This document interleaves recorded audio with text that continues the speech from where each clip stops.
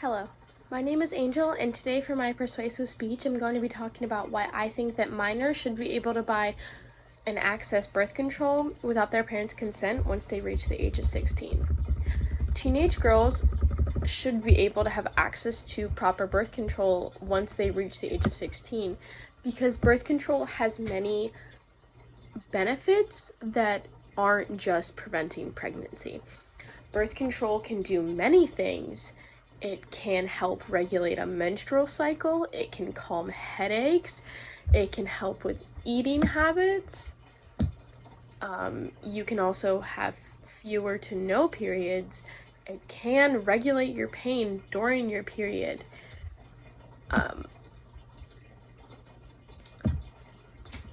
These are all the benefits to birth control, but not every parent feels the same, so let's get into that.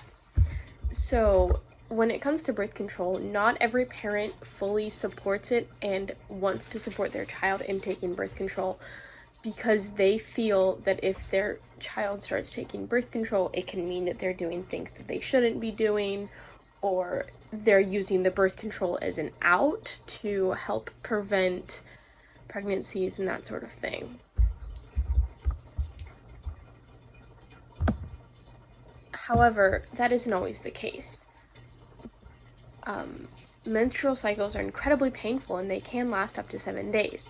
So sometimes birth control is needed to help regulate and make the menstrual cycle more manageable. According to Planned Parenthood, birth control not only makes your period more manageable, but it can also help regulate your cramps and make your period a little bit lighter, so you're not in as much pain in your period.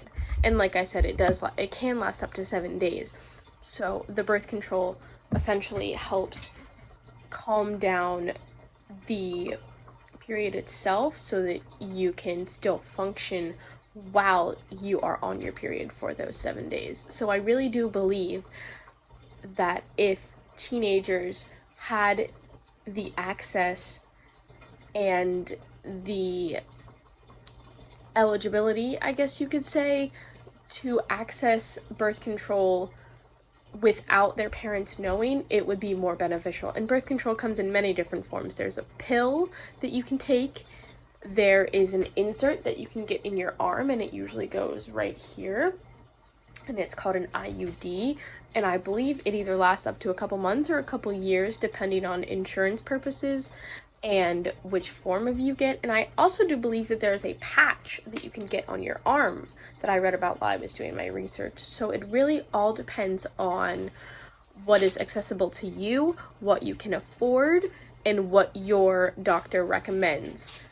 But I really do believe that that is a conversation that the patient should be having with their doctor without fear of their parents saying no, or saying you don't need that, or you're just using it as an out to prevent pregnancy and that sort of thing.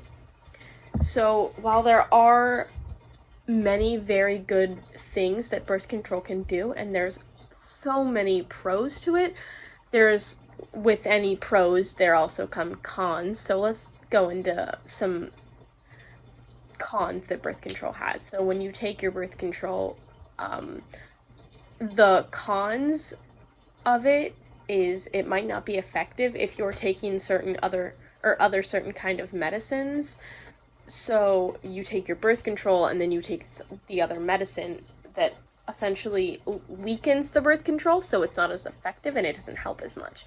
And it can also delay the return of your cycle in taking your birth control, so it can regulate that and just really not make it so the cycle isn't as regular.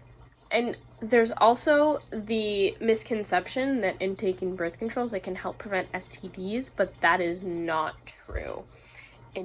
Birth control is used to, as I said before, regulate your periods, regulate your cramps, reduce your period pain, make it so that your periods are more manageable. And it can help prevent pregnancies, but it does not prevent STDs. That is like a big misconception. And while all these cons are, they're cons and they're bad, but the misconception, or not the misconception, the con of you not being able to take other medicines while you're on your birth control, I feel as if it's a small price to pay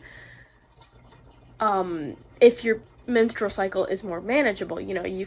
There are other alternatives to many other different forms of medicine, but there are only so many birth controls. So birth control is very beneficial, and it comes with many benefits, but with every pro comes a con. That doesn't necessarily mean that birth control should be ruled out as a whole.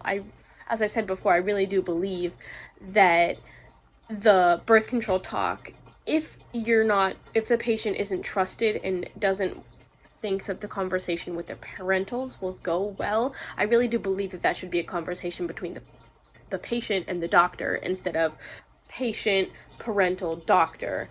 If they don't feel like the conversation that they're going to have with their parent is going to end in them getting the care that they need, then it should just entirely be a conversation with patient and doctor.